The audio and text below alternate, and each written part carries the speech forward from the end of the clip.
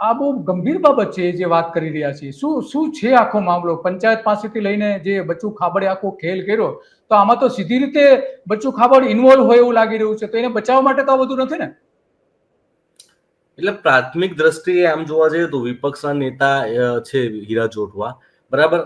હવે અચાનક એમનું નામ જે સામે આવ્યું અને ચૈતર વસાવાએ જે વાત કરી ત્યાર પછી એમની પર જે કાર્યવાહીની ત્વરિતતા દેખાડવામાં આવી રહી છે, કારણ કે કાર્યવાહી જબરજસ્ત થઈ રહી છે.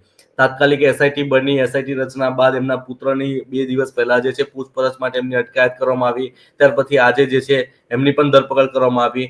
એટલે મને એક એંગલ એ પણ લાગી તો રહ્યો છે કે ભાઈ જે પ્રકારે બચુ ખાબડનું એમાં નામ આવતું હતું અને એક મોરલ બેકગ્રાઉન્ડ સાથે બચુ ખાબડે રાજીનામું આપવાની જે લોકોની અંદર મનમાં જે વાત ઉભી હતી, ભાઈ આ નેતાએ તો રાજીનામું આપી દેવું જોઈએ, કારણ કે એમની મિનિસ્ટ્રી હેઠળ અને એમના દીકરાઓ પોતે આમાં દોષી સાબિત થયા, દોષી છે એવું